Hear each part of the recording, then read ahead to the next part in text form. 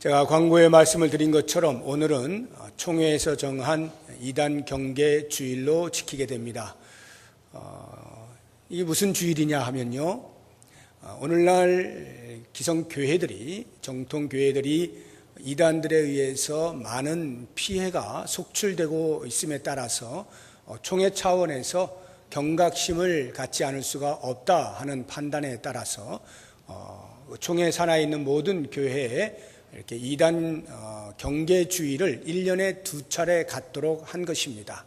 그래서 2월과 9월 첫째 주일을 이단 경계주일로 삼고 그에 관련되어진 말씀을 선포하도록 한 것입니다. 그래서 저도 이에 따라서 오늘 여러분들에게 이단을 경계하는 관련되어진 말씀을 드리려고 합니다.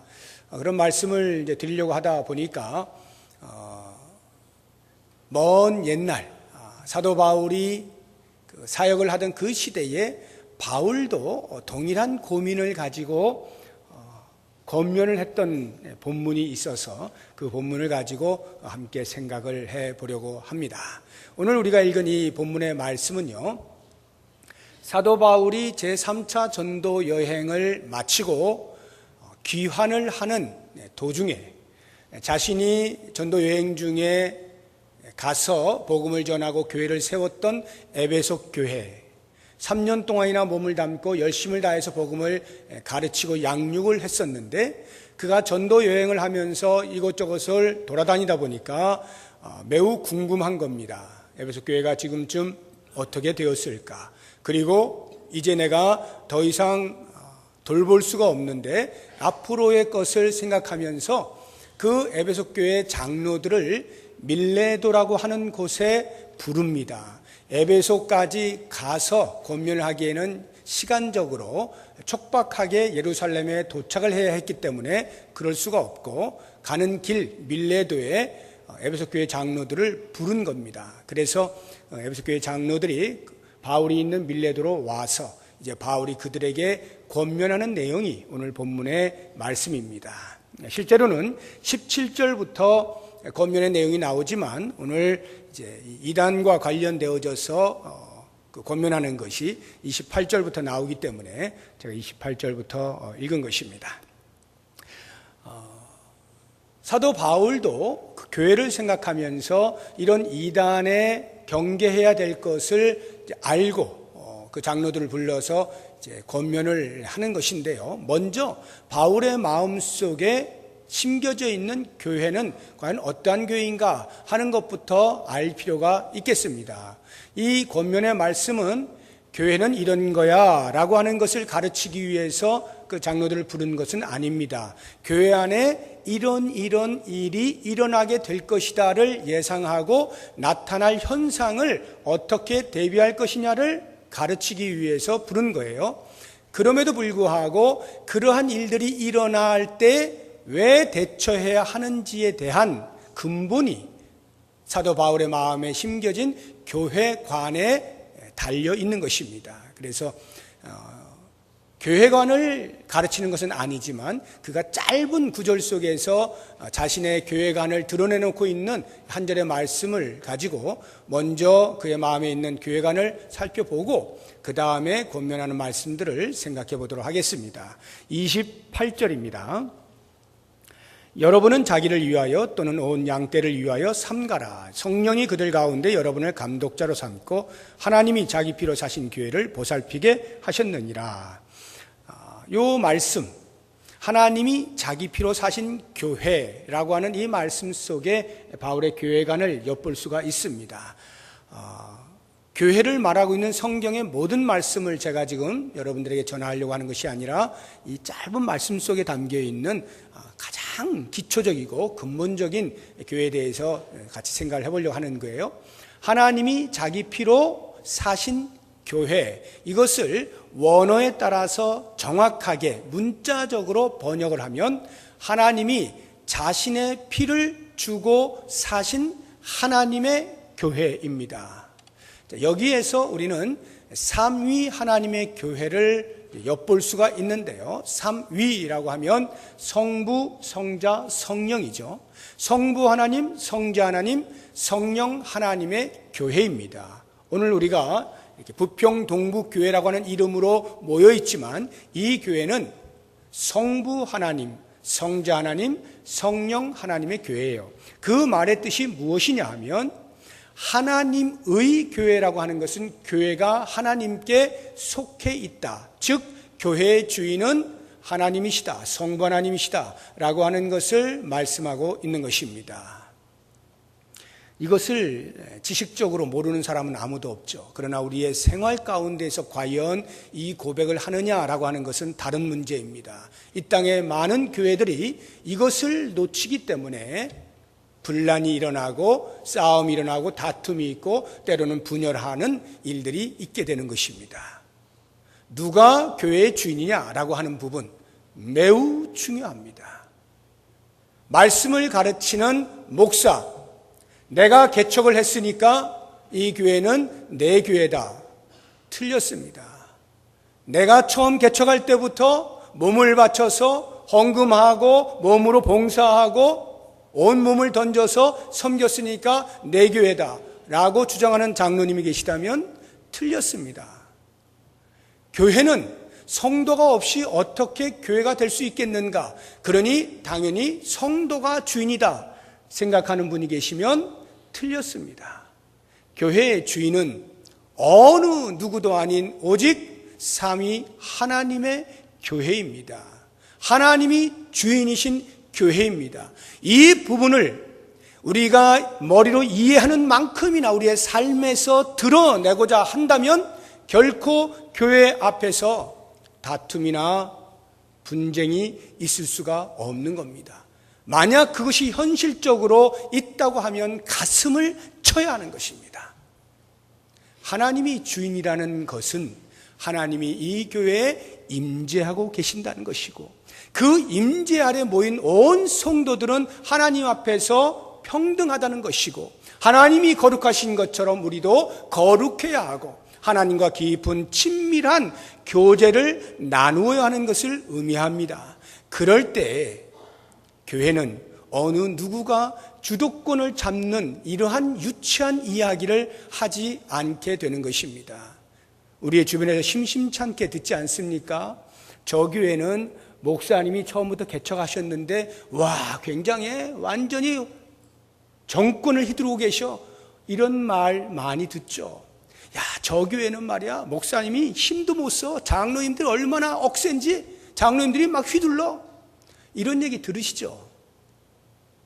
이 땅에 있는 교회들이 만약 그런 이야기들로 회자가 된다면 이미 교회가 아니라고 봐야 됩니다. 가슴이 찢어지는 소리들이에요. 교회는 철저하게 인간들의 주도권을 누가 잡느냐의 문제가 아니라 그 주도권을 하나님께 얼마나 내어드리느냐 이 부분에 있어요. 목사도 주도권을 하나님께 내어드리고 장로님들도 주도권을 하나님께 내어드리고 온 성도가 주도권을 하나님께 내어드릴 때 그 교회가 하나님의 교회입니다. 이게 바울의 마음에 심겨진 교회론이에요. 두 번째로 성자 하나님의 교회. 피로 사셨다라고 할 때 하나님이 자신의 피로 사신 하나님의 교회라고 할 때 피를 흘리신 분이 누구신가요? 예수 그리스도시죠. 하나님이셨지만 인간의 몸을 입고 이 땅에 오셔서 온 인류의 죄를 대속하기 위하여 십자가에 매달려 당신의 모든 피를 쏟아내심으로 죄에서 인류를 구원하시고 하나님의 백성 삼아주신 분 예수 그리스도죠. 그런 면에서 이 교회는 예수 그리스도 성자 하나님의 교회입니다. 그래서 예수님께서 제자들에게 너희는 나를 누구라 하느냐? 베드로가 말합니다. 주는 그리스도시요 살아계신 하나님의 아들이십니다. 이야 기특하다. 바요나 시몬아 내가 복이 있도다. 내가 이 고백을 하였으니 내가 이 반석 위에 내 교회를 세우리라. 예수님이 직접 말씀하시는 거예요. 이 반석 위에 즉 베드로의 그 고백 위에 내 교회를 세우겠다. 이 교회는 예수 그리스도의 교회예요. 그래서 예수 그리스도가 나의 구세주요 하나님의 아들이심을 고백하는 모든 성도들이 모여있는 곳이 곧 교회요. 그 교회가 예수님의 교회가 되는 것입니다. 마지막 3위 성령 하나님의 교회라고 할 때 사도 바울이 말하지 않습니까? 28절에 성령이 그들 가운데 여러분을 감독자로 삼고, 교회를 위해서 감독자를 세우는데 성령께서 세우셔요. 무슨 말입니까? 성령 하나님이 당신의 교회를 위하여 감독자를 세우신다는 거죠. 그렇습니다. 이 교회는 성령 하나님의 교회입니다. 그래서 오순절에 성령이 강림하셨을 때 비로소 교회가 태동하게 된 것입니다. 그때로부터 교회 공동체가 시작이 되어서 오늘날에까지 이르게 된 거죠. 바로 이러한 차원에서 볼 때 바울의 마음 가운데 심겨진 삼위 하나님의 교회, 성부 하나님, 성자 하나님, 성령 하나님의 교회, 이 교회관이 우리의 머릿속에 분명히 인식되어질 때 그 교회의 가치를 알게 되는데요. 교회의 가치가 어느 정도일 거라고 생각을 하십니까? 바울은 이야기합니다. 하나님이 자신의 피로 사신 교회예요. 자신의 피로 사셨다는 말은 피가 곧 생명이니 생명을 들여 생명을 맛바꾸어 사신 교회, 그 가치입니다. 이 가치가 어느 정도인가 아직도 감이 잘 잡히지 않습니다. 그런데 한번 생각을 해보세요. 교회라고 하는 것은요, 영원한 하나님 나라가 있음을 알리는 이 땅에 제한적으로 존재하는 그림자입니다. 예수 그리스도가 이 땅에 다시 오셔서 재림하셔서 하나님 나라가 완벽하게 도래할 때에는 더 이상 교회는 필요치 않아요. 이 세상에서 사라지는 겁니다. 그림자예요. 제한적이에요. 그러한 제한된 교회를 위해서 영원하신 하늘나라의 영광스러운 보좌를 버리시고 영원으로 피조세계와는 전혀 다른 차원을 살고 계시는 하나님께서 육체의 몸을 입고 피를 흘리신, 그래서 교회를 사신 그 가치입니다. 영원으로 순간을 맞바꾼 거예요.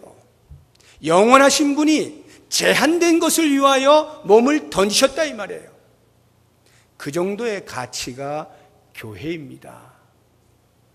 교회가 그런 가치를 가진다라고 할 때 비로소 교회의 사명의 중요성을 알게 됩니다. 그렇게 당신의 생명을 바쳐서 사신 교회, 무엇하려고요? 우리를 구원하시기 위함이죠.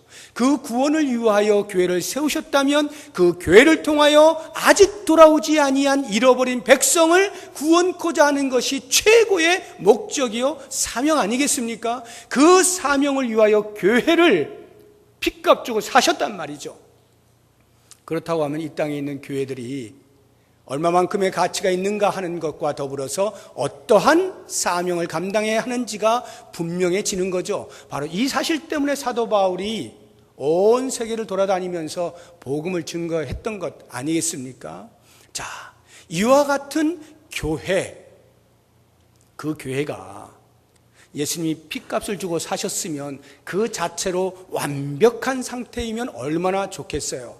그런데 안타깝게도 아직 이 교회는 땅에 있으므로, 영원한 하늘나라에 아직 도달하지 아니하였으므로 여전히 이 땅의 공격을 받는데, 아직도 이 땅은 사탄이 지배하고 있어 끊임없이 사탄이 교회를 무너뜨리려고 하는 괴계가 있는 것입니다. 그 괴계에 노출이 되어 있는 것이 이 땅의 교회의 현실이에요. 그렇다고 한다면 과연 교회에 어떤 어려움이 있을 것이냐? 사도 바울의 예상되는 부분을 우리가 29절과 30절에서 찾아볼 수가 있습니다.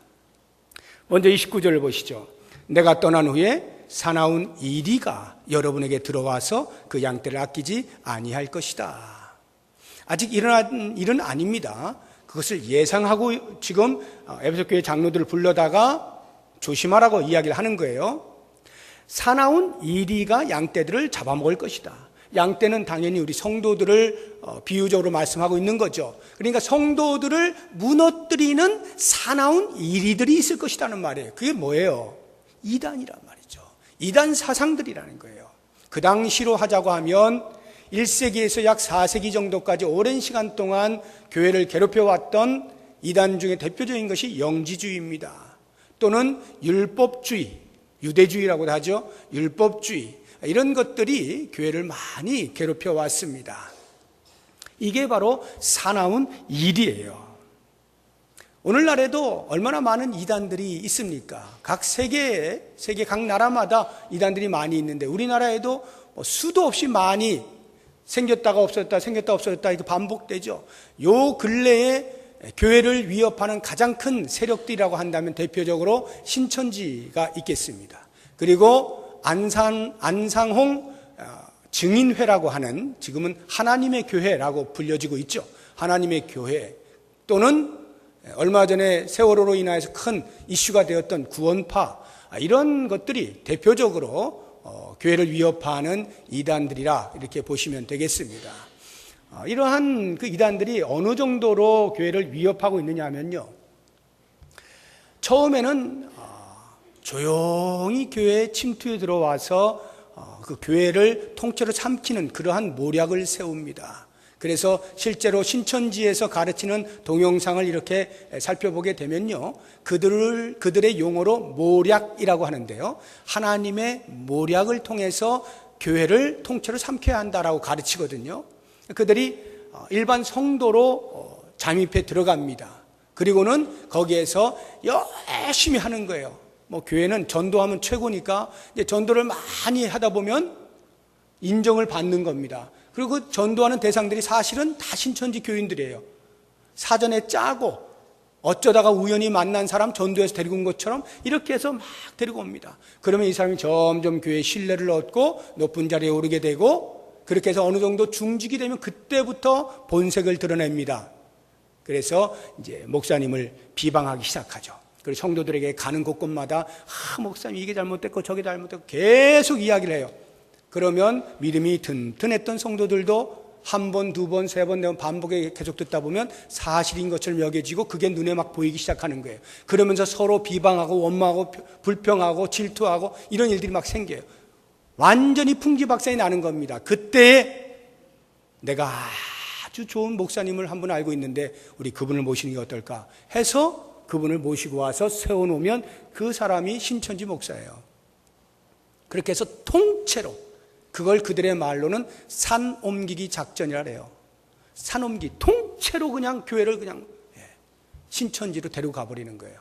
이런 일들을 했는가 하면요, 얼마 전에는요, 하도 이제 교회에서 그런 부분에서 비난을 많이 하니까 아예 정면으로 도전을 합니다. 그래서 사람들을 파송을 해가지고요, 기존 교회에다가 보냅니다. 그리고는 그들이 교주라고 섬기는 이만희 총회장이라고 하는데, 이만희 총회장의 동영상이 담긴 CD 그리고 책자, 이런 거를 직접 각 교회 가서 담임 목사를 만나서 전달을 하는 거예요. 저한테도 왔어요.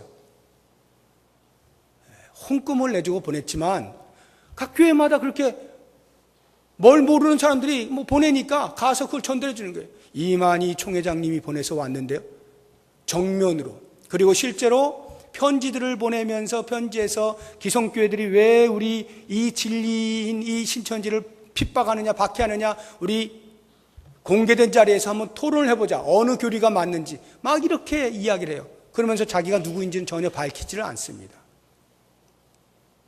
정면으로 도전하는 일이 있고요, 심지어 이제는 어디까지 가느냐 하면 신학교를 들어가요.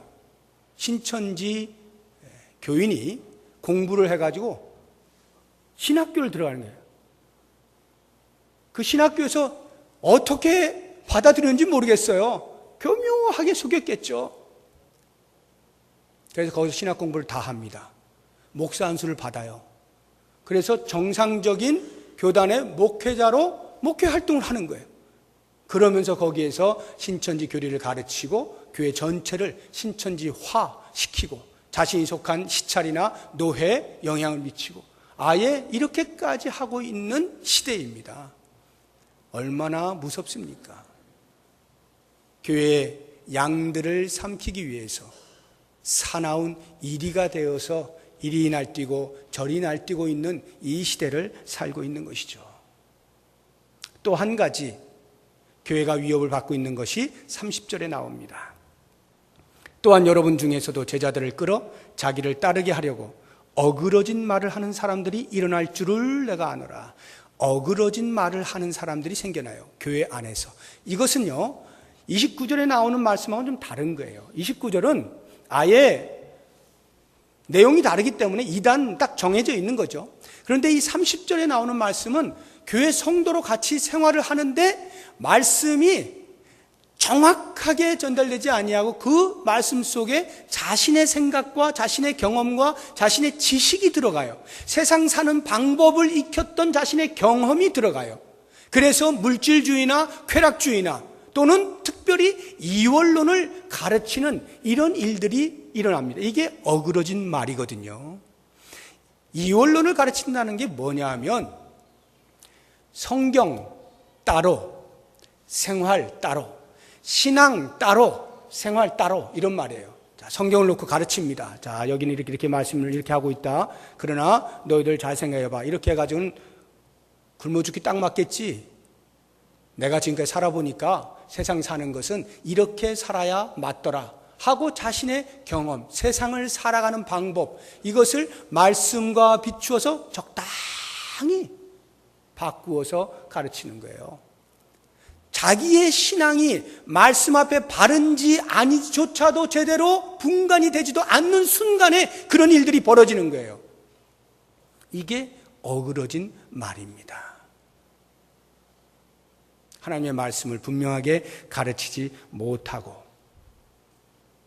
적당히 섞인 사이비 같은, 사이비는 비슷하지만 아닌, 이게 사이비예요.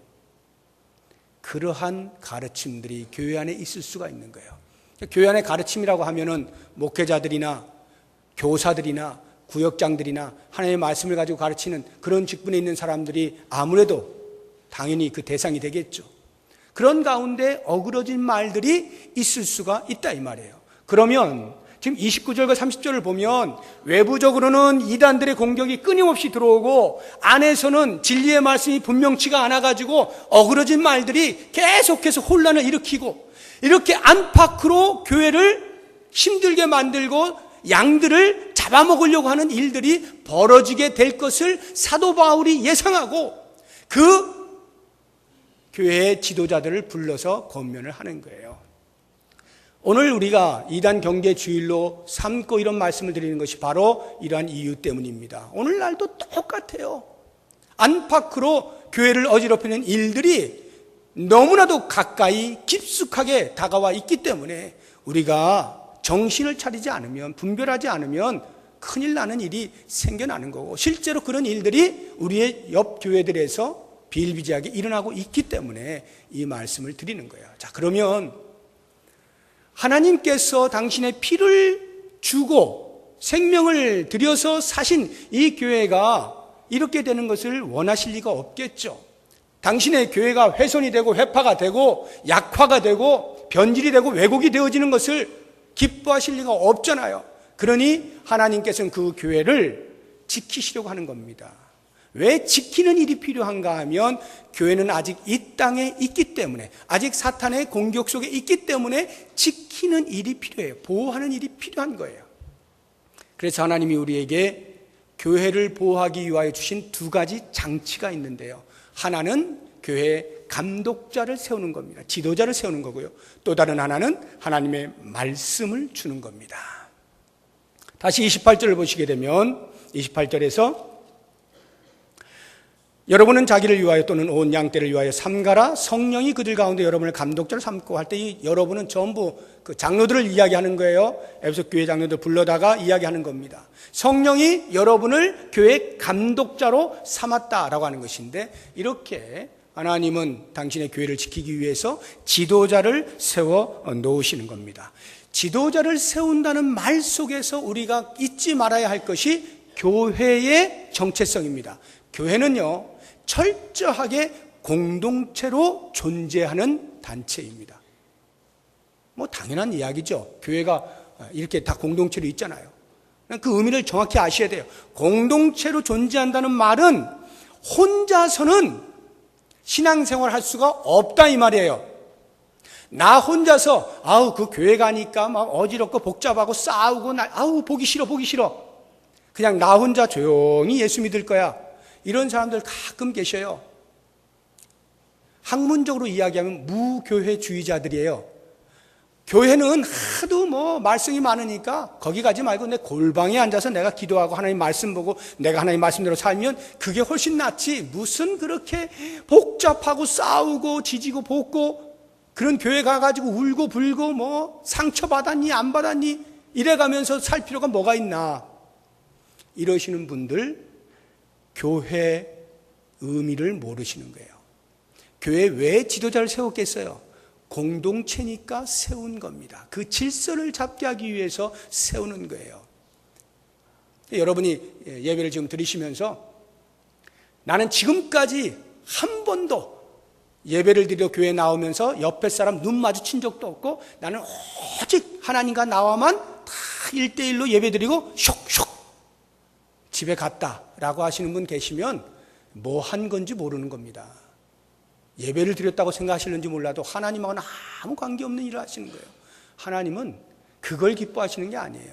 여기서 지지고 볶아도 여기가 그리스도 안에서 한 가족인 것을 운명 공동체인 걸 서로 알고 때로 부수고 이런 일이 있더라도 또 싸매주고 미안하다 하고 또 받아주고 이렇게 하면서 교회됨을 알라고 하는 것이 교회예요. 그래서 거기에 지도자를 세워주신 거예요. 먼저 이 사실을 아시고 공동체로 생활하는 것이 교회다라고 한다면 이제부터 그 지도자를 세웠다고 할 때 하나님께서 지도자에게 원하시는 게 뭘까라고 하는 것이 28절 다시 보시면 이 말이죠. 여러분은 자기를 위하여 또는 온 양떼를 위하여 삼가라. 원어에는 삼가라가 제일 앞에 나와 있어요. 여러분은 삼가라. 삼가라는 게 뭐예요? 주의해라, 경성해라, 경계해라는 거예요. 더 쉬운 이야기로는 정신을 바짝 차려라 이 말이에요. 복잡한 일들이 많이 일어나고 있고 사나운 이리들이 양들을 잡아먹으려고 하고 있으니 정신을 바짝 차려라. 그럼 지도자가 정신을 바짝 차려서 하는 게 뭡니까? 성령께서 자기들을 교회의 감독자로 세우셨잖아요. 지도자로 세우셨잖아요. 그러면 그 성령의 인도하심을 받는 일에 정신을 바짝 차리라는 거예요. 하나님의 뜻이 무엇인가를 분별하는 일에 정신을 바짝 차리라는 거예요. 영적으로 깨어있으라는 거예요. 하나님이 교회를 통하여서 무엇을 원하시는지를 잘 헤아리는 거예요. 그래서 그 교회를 보살펴라 라고 하는 것입니다. 그런 면에서 지도자는 하나님의 말씀을 정확하게 분별하는 능력이 있어야 돼요. 말씀을 전공한 목회자들은 더 말할 것도 없어요. 교육자들은 하나님의 말씀을 빈틈없이 해석할 줄 알아야 되고 전달할 줄 알아야 됩니다. 그래서 말씀을 대충대충 전하는 것은 있을 수가 없는 일이에요. 혹시 여러분들 가운데서 그런 생각을 하시는지 몰라요. 맨날 듣는 말씀인데 그냥 대충 하세요. 다 아는 이야기입니다. 라고 생각하시는 분들은요, 큰 착각을 하는 거예요. 그래서 우리가 넘어지나요? 하나님의 말씀을 안 들어서 넘어졌나요? 아니요. 제대로 안 들어서 넘어지는 거예요. 정확히 듣지 아니하니까, 다 안다라고 생각을 하니까. 그러니까 마음에 하나님의 말씀이 정확하게 체계적으로 서 있지 아니하면 그때 현혹이 되는 거예요. 그래서 먼저 목회자들은 정신을 차리고 하나님의 말씀을 아주 신중하게 준비할 줄 알아야 돼요. 시간을 많이 들여야 되는 거예요. 아무리 달변가라 할지라도 말 갖고 하는 게 아니에요. 하나님의 말씀이 무엇을 우리에게 이야기하느냐, 이것을 전달하는 게 목회자의 책임이에요. 말씀을 받은 자의 책임이에요. 교사가 마찬가지입니다. 구역장 마찬가지입니다. 짧은 시간을 전한다 할지라도 하나님의 말씀이 우리에게 무엇을 말하느냐를 전달하는 능력을 길러내야 돼요. 내가 뭘 말해줄까를 생각하면 안 되는 겁니다. 하나님이 무엇을 말씀하기를 원하시는가, 이 부분을 해석하는 능력이 목회자들에게 있어야 되고, 목회자들이 그 부분을 잘할 수 있도록 협력하는 것이 지혜인 것입니다. 장로들은 어떻게 됩니까? 그 배운 말씀들을 가지고 온 성도들을 돌볼 때에 그 말씀에 따라서 바르게 하고 있는지 여부를 잘 살펴서 보살피는 그런 역할을 해야 하는 거예요. 그런 장로들의 역할을 따라서 온 성도들이 건강하게 진리의 말씀에 따라서 쭉 나갈 수 있어야 되는 거죠. 자, 이렇게 말씀을 가르치는 자가 말씀을 정확하게 가르치는 책임이 있다라고 한다면, 말씀을 듣는 성도는 어떤 책임이 있느냐 하면, 그 말씀을 배우려고 하는 자세와 배운 말씀대로 순종하려고 하는 자세가 필요한 것입니다. 그래서요, 대단히 외람된 말씀이지만 목회자의 말씀에 순종하는 것이 복입니다. 교회가 건강하다는 것은 목회자가 말씀을 선포할 때 그 말씀에 따라 순종하고 아멘하고 그렇게 사는 것이 복이에요. 그렇다고 목회자가 신이 되라는 것 아니에요. 여러분 보고 신으로 모시라는 것 아닙니다. 적어도 하나님의 말씀을 대변할 때 그 말씀 앞에 순종하는 그런 겸허함이 있을 때 교회는 어떠한 사나운 이리로부터 보호를 받을 수가 있는 거예요. 때로는요, 목회자가 부분적으로 여러분들보다 못할 때가 있어요. 성경 말씀에조차도 여러분이 더 깊이 깨달을 수가 있어요. 그러나 전체적으로 보면 그렇지는 않습니다. 예를 들어서 찬양대가 있어요. 오늘 추석이라 많이 빠졌네요. 찬양대는 지휘자가 있잖아요. 지휘자가 곡을 선정을 합니다. 그리고는 곡을 해석을 하겠죠. 그래서 이 부분은 좀 크게 하고, 이 부분은 작게 하고, 이 부분은 좀 감정을 깊이 실어서 하고, 이 부분은 어떻게 하고 곡을 해석을 해서 가르쳐 줍니다. 그럼 그걸 따라서 다 이렇게 하는데, 우리 대원들 가운데에서 그 해석을 보니까 이거 아닌데, 이 부분은 여긴 크게 하는 게 아니라 여긴 작게 해야 이게 더 감정이 사는데 하고, 지휘자와 다른 의견을 가지고 만약에 전체가 다 크게 하는데 난 작게 해야지 하고 작게 한다면 그 자체는 아무 문제가 없어요. 곡을 해석하는 건 대원도 할 수 있어요. 자유가 있는 거예요. 그러나 그렇게 하면 전체가 깨지죠. 하나 되는 게 깨지는 거예요. 그러니까 옳고 그르냐의 문제가 아니라 하나됨을 위하여 절제할 줄 알아야 되는 거고, 지휘자의 가르침을 따라서 하나 되게 만들어 가는 것이 매우 중요해요. 얼마나 훌륭한 목소리를 가진 사람들이 모여가지고 어마어마한 소리를 내느냐가 찬양대의 관건이 아니에요. 지휘자가 가르치는 대로 한 마음으로 올인하여서 그렇게 소리를 내느냐, 비록 소리가 아름답지는 않더라도 여기에 관건이 있는 거죠. 기가 막힌 목소리를 가진 수백 명이 모여가지고 자기 마음대로 각각 부른다고 할 때에 어느 누가 그것을 아름다운 찬양이라고 할 수가 있겠습니까? 마찬가지예요. 교회에 지도자를 세웠을 때는 그 지도자가 때로는 여러분들의 마음에 안 맞을 때가 있어요. 이렇게 하는 게 더 좋은데라고 생각이 들 때가 있어요. 그러나 그래서 여러분이 그 소리 내고 저 소리 내고 해보세요. 교회가 어떻게 되겠습니까? 산으로 가는 거예요. 부족해 보여도, 그것이 좀 덜 만족스러워 보여도 한 지도자를 중심으로 해서 하나로 묶어서 갈 때, 그것이 하나님의 말씀에 틀림이 없다라고 할 때는 그렇게 가는 것이 훨씬 행복하고 건강한 교회인 겁니다. 한 목회자를 중심으로 해서 하나님이 담임하여 세웠다고 하면 그 중심하여서 온 장로님들이 마음을 모아서 그렇게 나아가게 되면 그 7위 앞에 성도들이 다 같이 순종하여서 그렇게 가게 될 때, 감히 어느 누가 이 교회를 건드릴 수가 있겠어요? 어떤 이리가 와서 물을 수가 있겠어요? 하나 되어서 건강하게 가고 있는 그 교회를 누가 와서 감히 해칠 수가 있겠어요? 그런데 보니까 빈틈이 많거든요. 이런저런 빈틈들을 쑤시고 들어와가지고 금방 해야 하는 거죠. 그렇기 때문에 여러분, 하나님께서 교회를 세우시고 감독자를 세우실 때에는 개인이 세운 것 아니고 개인이 내가 하겠다고 하는 것 아니고 성령이 세우셨음을 기억하셔야 돼요.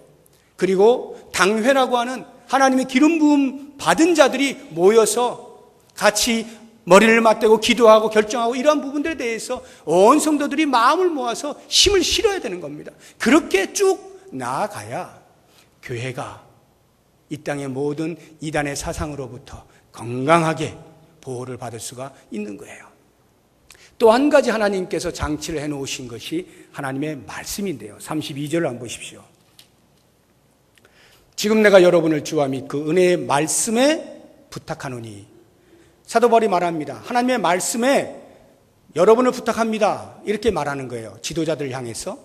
그 말씀이 여러분을 능히 든든하게 세울 것입니다. 그렇습니다. 하나님의 말씀이 지도자들을 든든하게 세울 거예요. 지도자를 든든히 세운다는 말은 그 교회 전 성도들을 다 든든히 세울 수 있다는 말이죠. 하나님의 말씀의 능력을 말하는 것입니다. 마치 말씀을 의인화해서 바울이 말씀에게 부탁을 드리는 거예요. 이 지도자들을 든든히 세워주십시오. 교회 전체를 든든히 세워주십시오. 하나님의 말씀이 그와 같은 능력이 있다는 거거든요. 그래서 하나님의 말씀을 가르치고 있는 것 아닙니까? 그러나 여러분, 이것을 이렇게 오해하시면 안 됩니다. 하나님의 말씀이 우리를 든든하게 세운다, 우리를 보호한다, 지켜준다라고 하니까 하나님의 말씀을 늘 가슴에 묻고 다녀야지, 손에 늘 들고 다녀야지, 이런 걸 의미하는 게 아니에요. 물론 안 들고 다니는 것보다 들고 다니는 게 훨씬 나은 거죠. 가끔 간증하시는 분 가운데는 내가 군대 가가지고 적군이 쏜 총알에 맞았는데 내 이 안에다가 성경책을 탁 집어넣는데 거기에 맞았고 내가 살았다. 성경책 아니어도 살아요. 다른 책 넣어도 사요. 뚫고 나가지 않으면 사는 겁니다. 성경책이기 때문에 사는 게 아니에요. 부적같이 생각하면 안 돼요. 부적같이. 사탄이 막 불화살을 쏘고 공격하는데 성경책을 한 장씩 찢어가지고 확 던지면 방패가 돼가 쫙 막아주고, 이런 게 아니에요. 성경은 부적이 아닙니다. 베개 밑에다가 놓고 자면 뭐 잠이 잘 오고, 물론 심리적으로 그럴 수 있어요. 그러나 이 책 이 자체가 그런 어떤 능력을 발휘하는 게 아니에요. 그런 의미가 아닙니다. 은혜의 말씀에 부탁해서 그 말씀이 우리를 든든히 세운다는 것은 이 말씀에 기록되어 있는 내용, 그 말씀하고 있는 하나님을 인격적으로 만나는 일, 그리고 하나님의 말씀에 내가 순종할 때 그 순종하는 반응을 보시고 하나님이 어떻게 도와주시는지를 경험하는, 여기에 달려있는 것이거든요. 우리가 하나님의 말씀의 능력이라고 하는 것은 목회자가 말씀을 선포하거나 가르치면 그 말씀을 듣고 배워서 그 말씀이 나의 삶에서 그대로 적용될 수 있도록 순종해낼 때, 거기에서 비로소 하나님의 도와주시는 손길을 경험하게 되고, 감히 사나운 이리가 또는 어그러진 말들이 나를 흔들리지 못하게 하는 것을 경험하게 되는 겁니다. 그런 면에서 먼저 해야 될 일은 말씀을 배워야 하는 거죠. 우리 교회가 이제 또 9월을 맞이해서 제자훈련을 합니다. 지금 하고 있는 것이 이제 곧 추석이 지나면 이제 하게 되니까 여러분 아직 신청하지 않으신 분들 빨리 신청을 하셔요. 교리 교육을 하게 되는데요. 교리 교육이라고 하는 말은 성경 전체를 한눈에 알아볼 수 있는 뼈대를 갖추는 게 교리 교육이에요. 하나님은 누구신가, 예수님은 누구신가, 성령님은 누구신가, 교회는 무엇인가, 종말이란 무엇인가, 구원론이 뭔지 등등등등, 성화가 뭔지, 이런 것들을 체계적으로 배우는 거예요. 성경 전체를 뼈대를 갖추는 거예요. 여러분들이 그런 것들을 잘 배워두면 끄덕이 없거든요. 흔들리지 않거든요. 그렇게 배우시고 그 배운 말씀을 내 삶 가운데에서 적용하며 사는 생활의 훈련들을 하는 것이 제자훈련이에요. 그런 제자훈련을 통해서 여러분들이 잘 교육을 받으실 수 있기를 바라고요. 제가 이 시간을 통해서 여러분들에게 당부 또는 경고의 말씀도 되는데요. 당부라고 하는 것은 교회에서 시행하고 있는 여러 가지 성경 공부 프로그램에 적극적으로 참여하시라는 것이고요. 경고라고 하는 것은 다른 데서 배울 생각하지 마시라는 거예요. 에이, 우리 교회는 뭐 맨날 뭐 그게 그거야. 난 다 배웠어. 이제 또 새로운 것을 향하여. 다른 데서 배울 생각을 아예 하지 마십시오. 다른 데서 나 새로운 거 배워서 거기 가면 놀라워. 놀라울 수밖에 없죠. 헛소리 하니까. 한 번도 들어본 적이 없거든요. 새로운 이야기 하니까요. 이단들의 특징이 비유풀이에요. 비유풀이. 성경에 나오는 비유들을 가지고 마음대로 풀이를 하는 거예요. 비유풀이 하면 어떻게 되는지 아십니까? 옛날에 제가 어렸을 때 이런 노래 불렀어요. 원숭이 뭐는 빨가면 사과, 사과는 맛있어, 맛있으면 바나나, 바나나는 길어, 길으면 기차, 기차는 빨라, 빨라는 비행기, 비행기는 높아, 높으면 백두산. 기억나시나요? 비유풀이가 뭐냐면요. 자, 원숭이부터 시작을 했어요. 근데 갑자기 맛있게 되는 거예요. 빨간 게 사과니까 원숭이는 맛있어. 이렇게 되는 거예요. 또 백두산까지 가잖아요. 원숭이는 백두산이야. 이게 비유풀이에요. 그래 얼마나 신기해요. 놀랍잖아요. 이야, 원숭이가 백두산이었구나. 이러고 새로운 걸 배웠다라고 좋다고. 우리 교회 목사님은 하나도 몰라. 이러는 어리석은 성도들이 있어요. 이건 경고입니다. 제가 들은 바가 있어서 그래요. 누가 전화를 했어요. 있을 수 없는 일인데 우리 교회를 사칭한 것인지 뭔지 모르겠지만 우리 교회를 다니는 뭐라고 하면서 신처지를 들락날락하는 그런 제보를 제가 받은 적이 있어요. 저한테 걸리면 뼈를 못 추립니다. 그런 분은. 다른 데 갈 생각하지 마세요. 하나님의 말씀을 정확하게 배우고 익히고 순종하며 사는 이것도 제대로 훈련하지 못하면서 뭘 새로운 것을 듣겠다라고 엉뚱한 데 가서 전혀 진리가 아닌 것에 현혹이 돼가지고 자기의 영혼을 팔아먹는 일들이 있어서야 되겠습니까? 사랑하는 성도 여러분, 기억하십시오. 사도 바울이 교회를 향해서 간절한 심정을 가지고 장로들을 불러서 제발 이 교회가 사나운 이리들로부터 양이 먹히지 않도록 너희들이 삼가 보살펴라. 어그러진 말들이 교회 안에 있어지지 아니하도록 너희들 스스로가 삼가고 교회를 살피고 양떼를 살펴서 건강한 교회를 만들어라. 이 간절한 부탁을 저도 여러분들에게 하고 싶습니다. 이단 경계주의를 맞이해서 진리로 우뚝 서 있는 교회가 혹이라도 사탄의 노략질을 당하는 일이 없도록 우리 모두가 경각심을 가지고 특별히 하나님의 말씀이 선포되어지는 그 자리에서 겸손히 순종하여 그 말씀대로 살아가는 삶이 있을 때 우리 교회가 하나님의 보호하심을 받고 진리를 사수하는 복된 교회가 될 줄로 믿습니다. 기도하겠습니다. 하나님, 우리들을 지켜주옵소서. 주의 말씀으로 지켜주옵소서. 말씀을 선포하는 지도자들을 통하여서 이 교회를 지켜주옵소서. 삼위 하나님의 교회로 건강하게 행복하게 주의 뜻을 이루어드리며 하나님 나라를 드러낼 수 있는 복된 교회가 되게 하여 주옵소서. 예수님의 이름으로 기도드립니다. 아멘. 우리 다 같이 자리에서 일어나셔서 좌우 앞뒤 보시고 큰 소리로 인사 나눠주시기 바랍니다. 안녕하세요.